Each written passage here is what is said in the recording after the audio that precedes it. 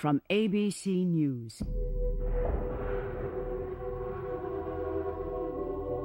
A television event. 100 years in the making.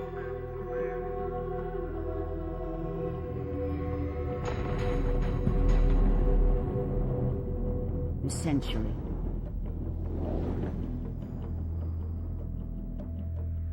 In July 1969, nearly 1 million people gathered on a steamy Florida morning, hoping to see a dream realized that's as old as man's imagination. Among them, virtually unrecognized, a silver-haired flyer from another time.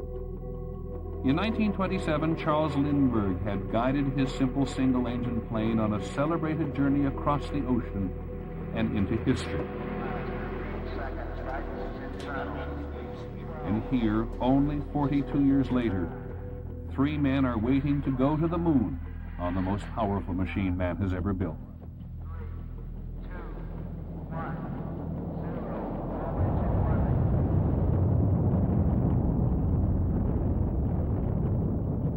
Lindbergh wrote later to one of the Apollo 11 astronauts, "My chest was beating and the ground shook as though bombs were falling nearby." Then a flame rose, leaving the ground behind, a meteor streaking the sky. It seemed impossible for life to exist while carrying that fire. What a fantastic experience it must have been, Lindbergh wrote, alone, looking down on another celestial body like a god of space. To be alone and then return to one's fellow man once more. Tonight on the Century, Heaven and Earth. I believe that this nation should commit itself to achieving the goal before this decade is out of landing a man on the moon and returning him safely to the earth. I thought that was the dumbest thing I'd ever heard of in my life, because we did not have the facilities, we did not have the rocket engines, we did not have the life support systems, we didn't have the entry systems. Many of the engineers in America's struggling space program were stunned by the president's proposal. Kennedy's commitment meant sending men 240,000 miles out into space. I couldn't believe it. I said, what, we're going to the moon? God, that's quite an undertaking, you know. I wonder how we're going to do it. For me, it was just a staggering kind of a thing, because what we were proposing to do was so much larger, so much more powerful, so much more capable than anything that we'd even tried to do in the Mercury days. I was down in the trenches. I was trying to look upward and trying to find a way to put a man in space, period. Putting a man on the moon was something that, to me, was inconceivable. Inconceivable because until the 1960s, America's rocket program was not a success story. We had a lot of failures, and most people don't realize how many rocket failures we had. Up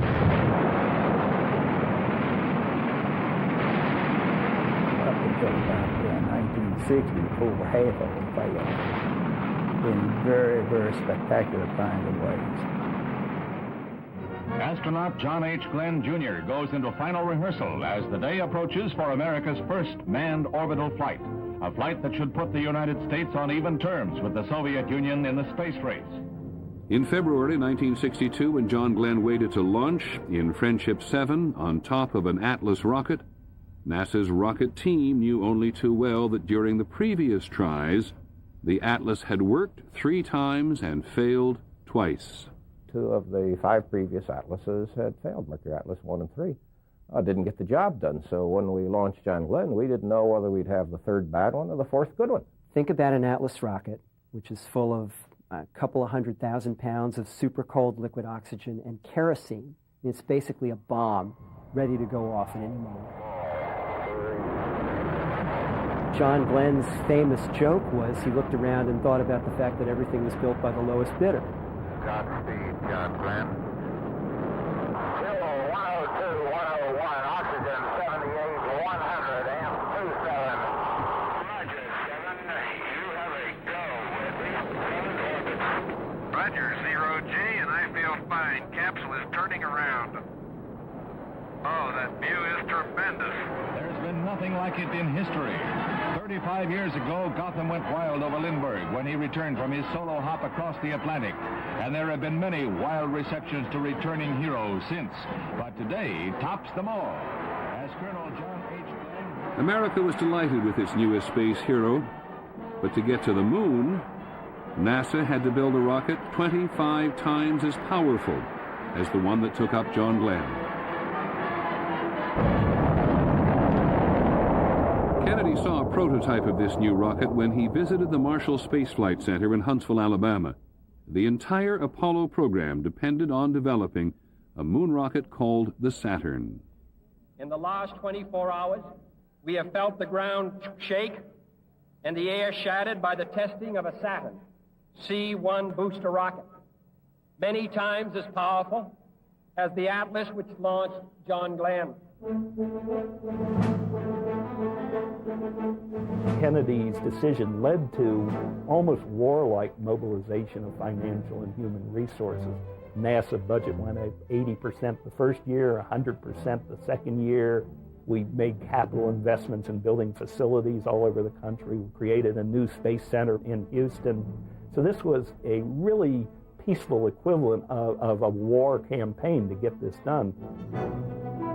Nothing was more important than creating the massive Saturn rocket. It was huge.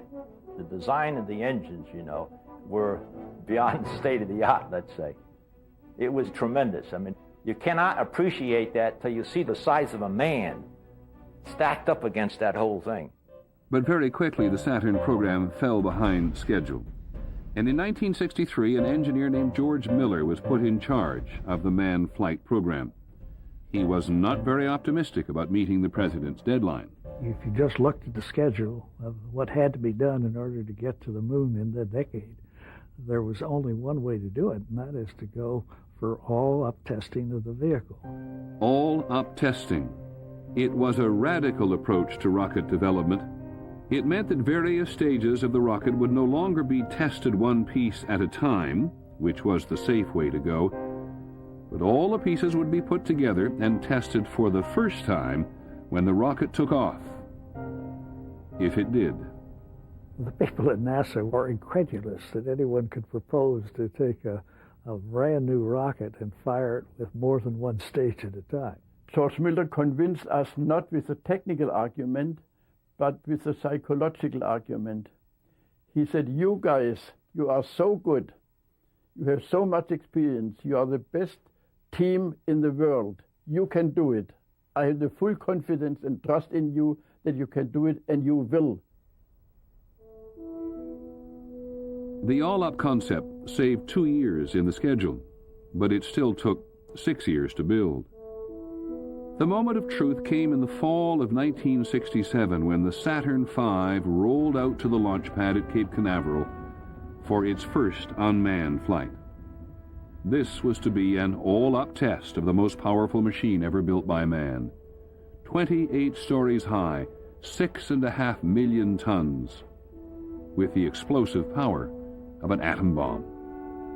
The Saturn V really represents the audaciousness of trying to send people to the moon.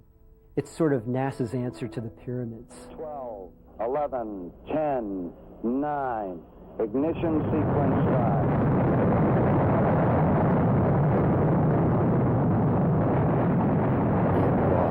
Explosion of light and color that was mammoth. It wasn't sound as you ordinarily think of sound.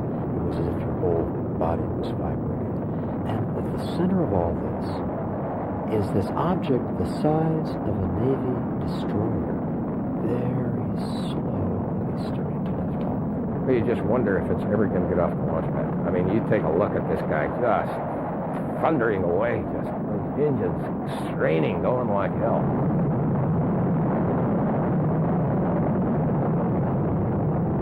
The fact that it could lift 7.5 million pounds from dead standstill to 10 times faster than a 30-06 rifle bullet in less than 10 minutes. Now that's an amazing machine. This was at once extraordinary violence and at the same time utterly controlled violence. were standing there watching this rocket leave the ground and this fire coming out the back of it. And it's all happening in this eerie silence. And then, just as the rocket starts to clear the tower, a shockwave, sound hits you. And it is the loudest thing you've ever heard.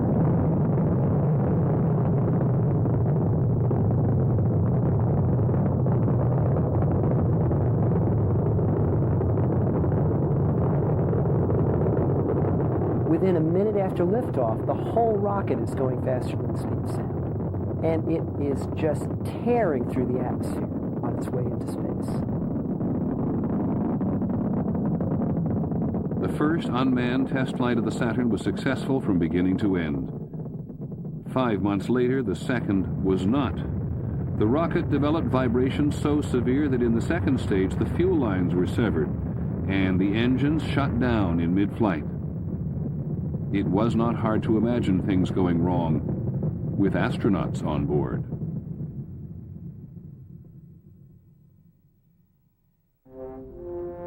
While NASA struggled to build a rocket powerful enough to reach the moon, there was more to do.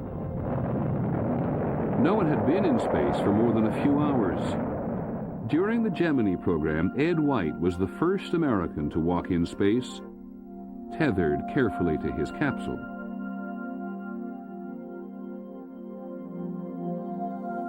In a lot of ways, Gemini now looks like the sort of barnstorming era of spaceflight because people were trying really amazing things. I mean, they were going up there and docking two ships together, and then one guy would go outside and attach a tether from one to the other, and then they'd see if they could undock and get the two ships spinning just to create artificial gravity as an experiment. A moon mission depended on successfully having two spacecraft rendezvous and dock in orbit. In December 1965, Gemini 6 and 7 showed that rendezvous was possible. They maneuvered to within a few feet of each other. Right now, 6 is about 10 feet above and to the left of 7. We're just flying nose to nose. 3 months later, Neil Armstrong and Dave Scott docked their Gemini 8 capsule with an Agena rocket.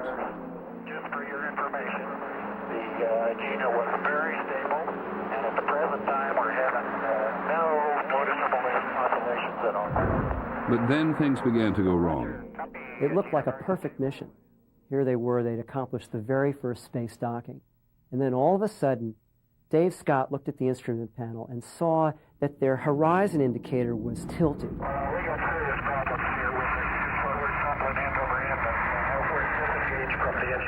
A jet thruster used to maneuver the capsule stuck open, causing the capsule and the rocket to begin spinning wildly out of control.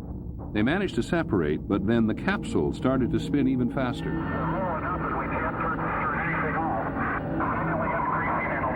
The Earth and the Sun were spinning past the window, and it got to the point where Dave Scott has said that he was starting to experience tunnel vision, and that's a sign that the G-forces were becoming intolerable. If they had not gotten it under control, I would say within the next few minutes maybe, they would have lost consciousness.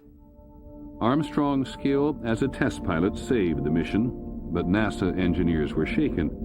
This was a reminder of how dangerous space could be.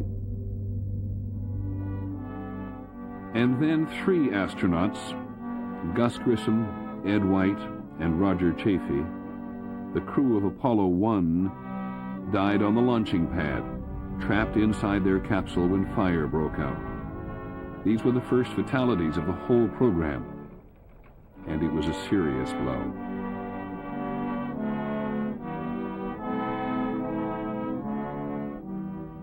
The Apollo 1 fire caused a year-long delay while the capsule was redesigned, and the vehicle to land on the moon was behind schedule as well. By the end of 1968, NASA was struggling on several fronts to meet the decade deadline.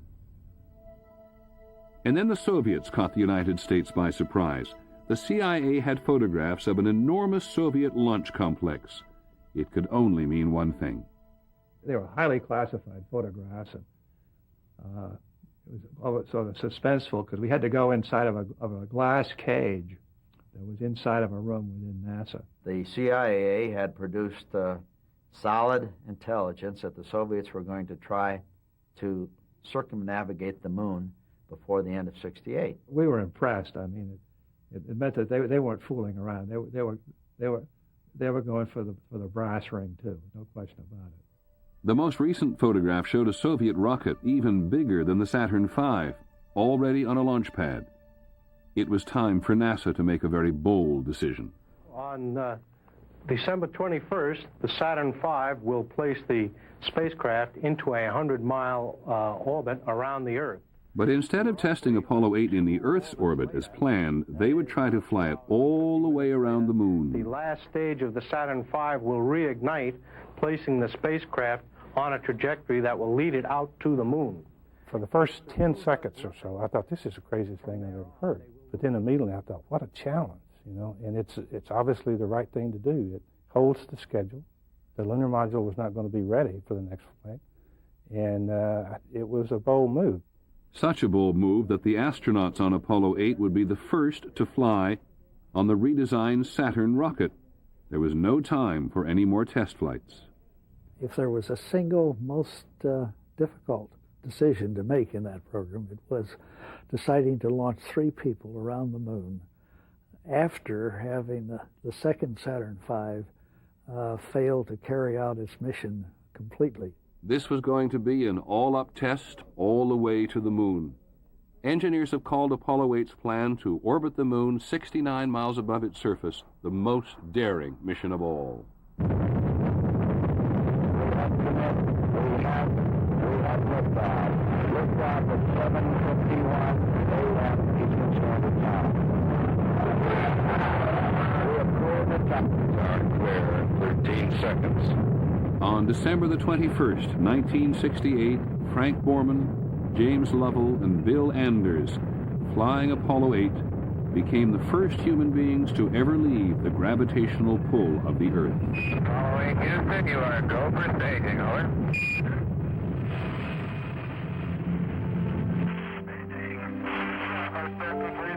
The moon at the time of Apollo 8 was 230,000 miles from the Earth.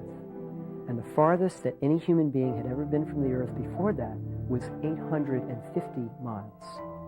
If you think about the Earth as a peach, every flight that had been done in Mercury and Gemini and by the Soviets up to that point was pretty much like skimming the peach fuzz. You're not just talking about a longer mission, you're talking about multiplying by a factor of 100 the complexity, the level of risk. Apollo 8 took 3 days to reach the moon. And the mission required that when they went into lunar orbit to the other side of the moon, they would be completely cut off from the Earth. This is Houston at 6804, your goal for LOI. Okay, Apollo 8 is go. LOI, lunar orbit insertion. The whole world held its breath, including the engineers at NASA. It was like we knew we were waiting for this moment. As we got closer and closer to the eventual point we were going to lose communications, you know, nobody knew for sure what to say. And then we lost contact. At the exact time we were supposed to lose the radio communication, it went off. I think there was some conversation. I said, boy, that's remarkable. And Andrew said something, well, they probably turned the goddamn thing off or something like that. I remember sitting there thinking how quiet it's getting, almost to the point of being uncomfortable. It was the only noise I remember hearing was just the occasional crack of a radio, the little crack, you know, the normal crackling in the headset you hear on the radio. We were helpless at that point. It was all in the hands of the crew and God. There wasn't anything we could do on the ground. Mission Control had calculated that the astronauts would be out of radio contact for exactly 35 minutes, 52 seconds. It was emotional. The physics was all there. It should work. But you know, I never did this before. I'm going behind the moon. Nobody's ever done that. You see what I'm saying? While they were on the far side of the moon, Apollo 8 had to use their engine to slow down to actually get into the moon's orbit. And there they were, over the far side of the moon, and they knew that if the engine fired even a second too long, it could crash into the moon. And if it fired too short, they'd end up in some kind of weird orbit. And everything depended on that rocket firing. Houston could do nothing but wait.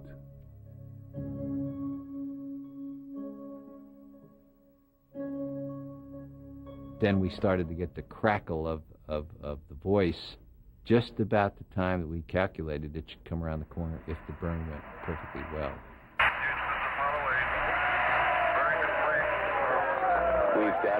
We've got it. Apollo 8 now in lunar orbit. There's a cheer in this room. This is So Apollo. just from the crackling sound we had pretty good indication that the burn had gone well. And then, of course, the crew reported that exactly that. Okay, Houston, the moon is essentially gray. The craters are all rounded off. There's quite a few of them. Some of them are newer. Many of them look like, especially the round ones, look like hit by meteorites or projectiles of some sort. And Bill Anders happened to look out the window and said, "Oh my God, look at that." And Borman said, "What is it?" And Anders said, "It's the Earth coming up." And it was this electrifying contrast between the blue of the Earth, this brilliant blue and white marble, and this desolate, completely lifeless horizon of the moon. It was the only color in the entire universe. Everything else is black and white, but the Earth was blue. You could clearly see the continents. They were sort of a pinkish brown. The clouds were visible. It was a remarkable sight, just a remarkable sight. It makes you realize just what you have back there on Earth. The Earth from here is a grand oasis of the big vastness of space. Right, and of course it was Christmas Eve. And so all of our thoughts were back there anyway with our families and with the people we held dear back on Earth. We went there to see the moon, I thought. And most of the spectacular things I saw were about seeing the Earth from that vantage point. The beautiful blue against the dark black, and the fact that the Earth looked small and fragile. And from the crew of Apollo 8, we close with good night, good luck, a Merry Christmas, and God bless all of you on the good Earth. It was a very moving moment. And now, given the presidential challenge, there was only 1 year left to land on the moon and get home again. January 1969, only a year left to meet President Kennedy's pledge to put a man on the moon by the end of the decade. Apollo 8 had been around the moon. The last great challenge was landing on the surface. To do this, NASA designed a highly specialized space vehicle. The lunar module, or the LEM, was NASA's most unusual vehicle because it was the world's first true spaceship, designed to fly outside the Earth's atmosphere. It looked like a contraption. And this contraption had 4 landing legs with great big pads, shock absorbers. It had ladders.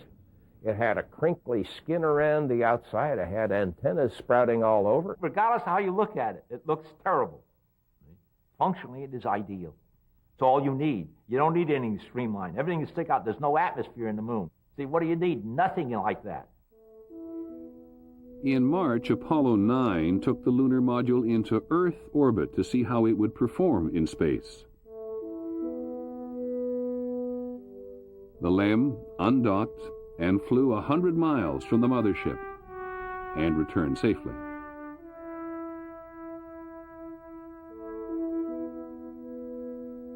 Apollo 10 in May was a full-scale rehearsal for the lunar landing.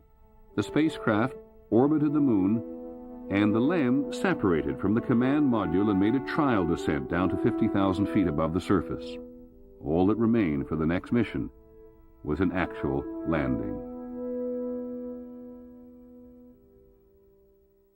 The astronauts trained for the lunar descent at a Texas airfield. They flew a vehicle that reproduced the LEM's flying characteristics, a design that had never been used in manned flight before and was very unstable.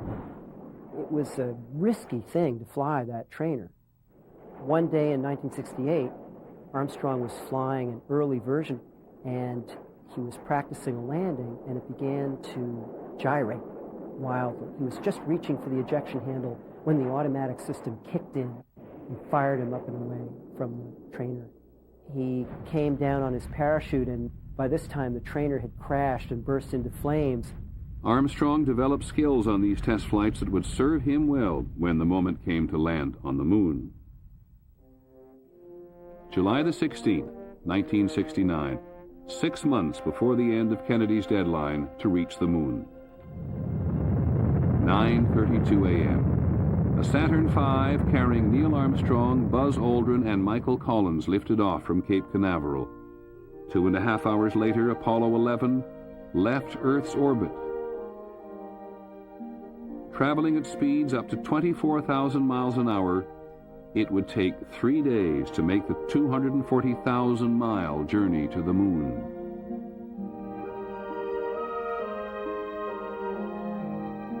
Four days into the flight, on the afternoon of July the 20th, with the Apollo in moon orbit now, Hello, Eagle Houston, we're standing by, over. the lunar module separated from the mothership. Houston, we see you on the steerable, over. Roger, Eagle, done docked. Roger, how does it look? The Eagle has wings. Roger. Neil Armstrong and Buzz Aldrin descended towards the moon's surface. Okay, all flight controllers, go for landing. Retro. Go. Fido. Go. Guide. Go. Control. Go. Telcom. Go. GNC. Go. Ecom. Go. Surgeon. Go. Capcom, we're go for landing. Altitude 4,200. Houston, you're go for landing, over.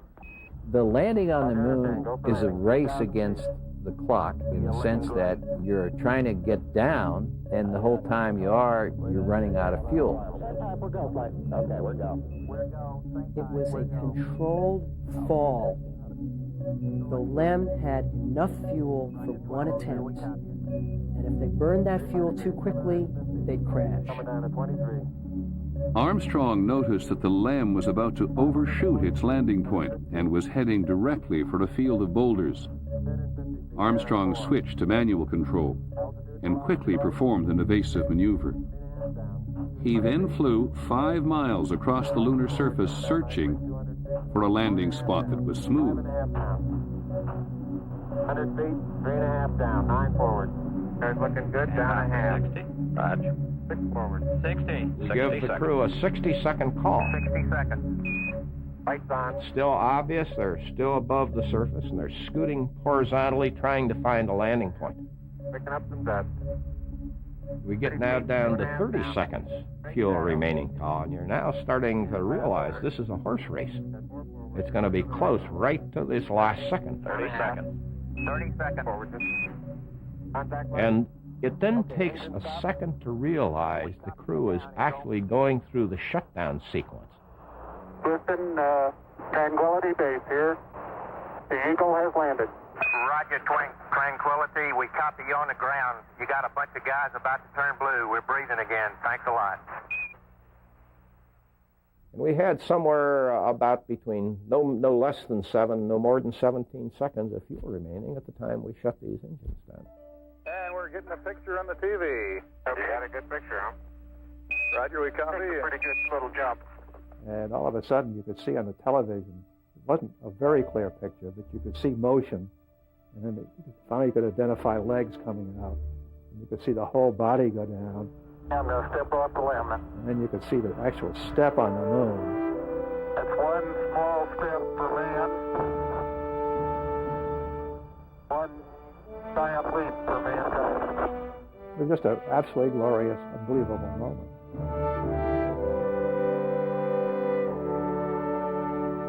The sense of accomplishment just, I think, overtook everybody in terms of something that we had all worked together for years. There will only be one first mission from the Earth to another world. That moment was the beginning of a story that never ends.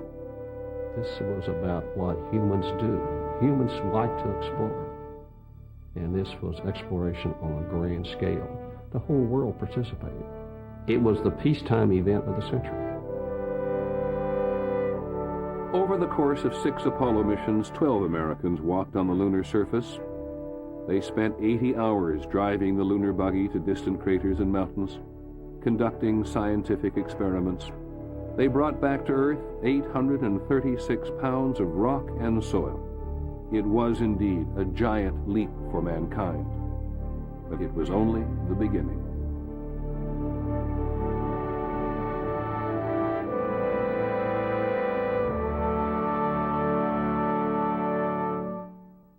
It was extraordinary to watch man walk and sometimes play on the moon.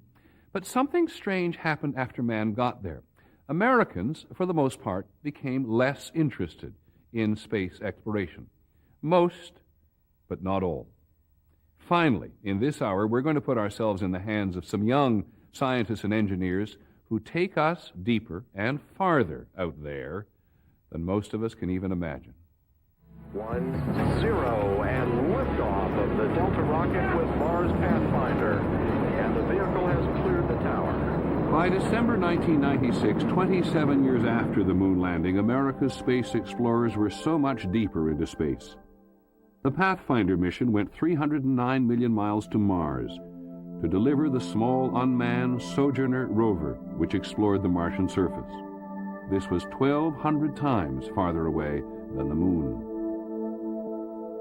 Sojourner made Mars accessible because it was our eyes and our feet on Mars, and we could move and look around and explore more than we had ever been able to do before with robotic vehicles.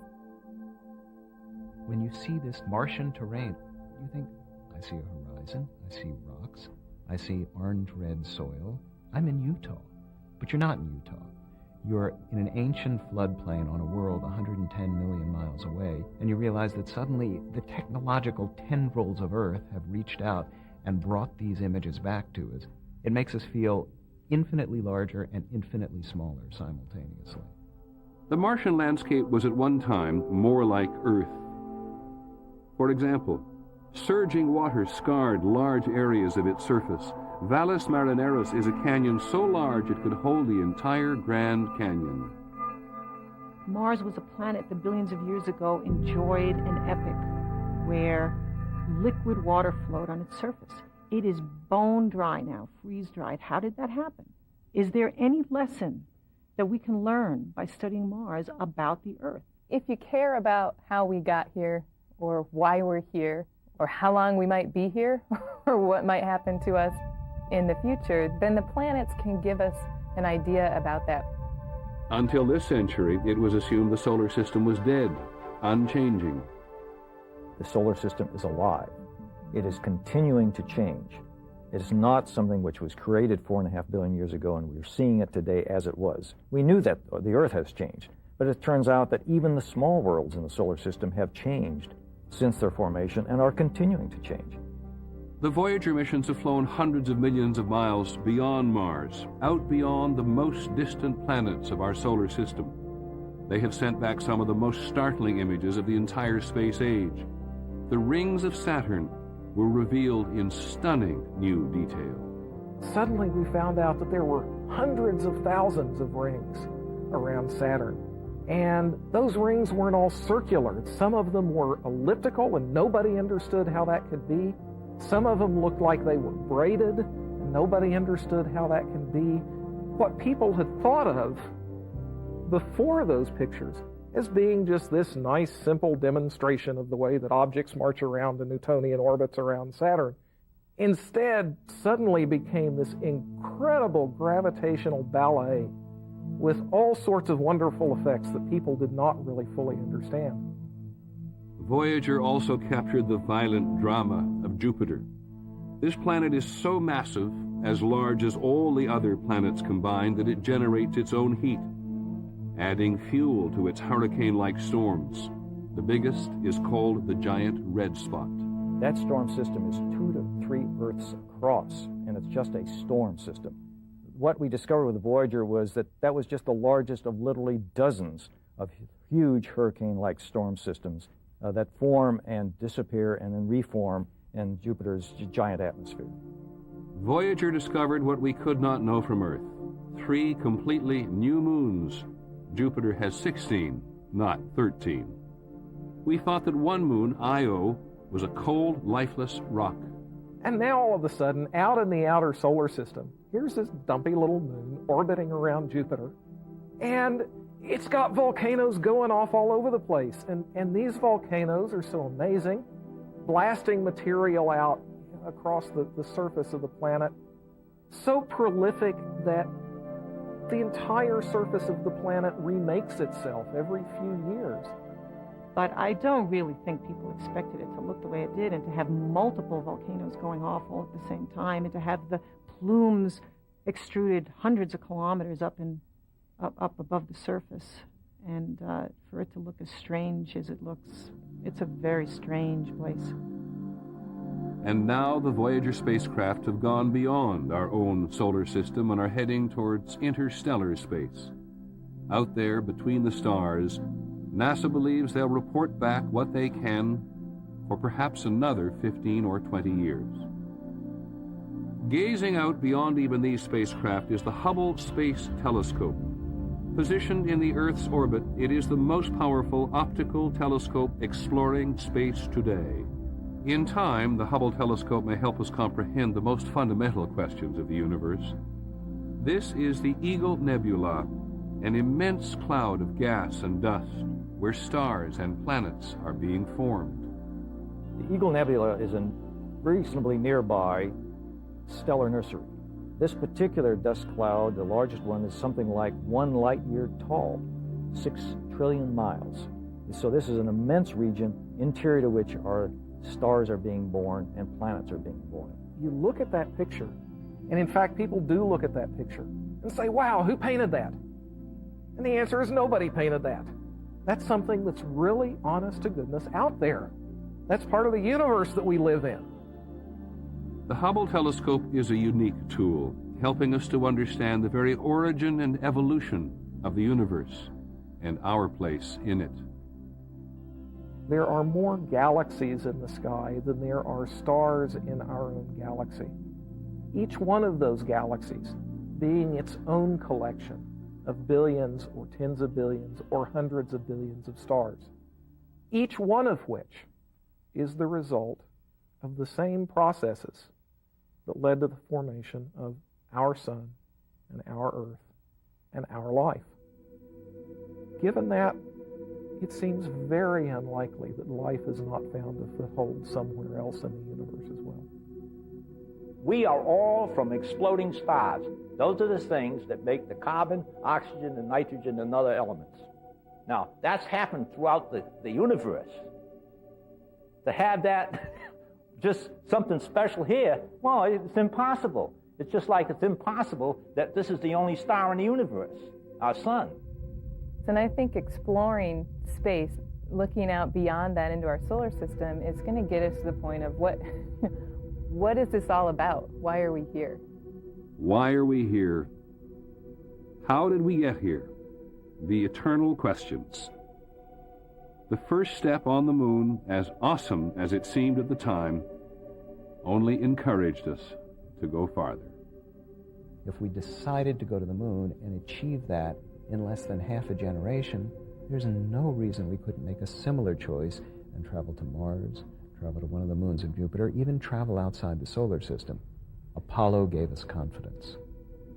I believe that we have to find some way to express ourselves as a world. And I believe that is through the continuing process of exploration and discovery. We're about to enter a new millennium in which we can say with confidence that people will walk on other planets, and they might even go to other stars. And as long as humanity exists, we'll be going out into space. 40 years after President Kennedy launched America on a voyage of discovery, there is no turning back. Just as the Renaissance changed forever humankind's perspective of itself, the space age is also changing forever our perspective of ourselves. We will never again be able to view ourselves as the very parochial little creatures who live within a world defined by what's over the next hill. We're part of the universe, and you can't take that back. I'm Peter Jennings for The Century. Good night.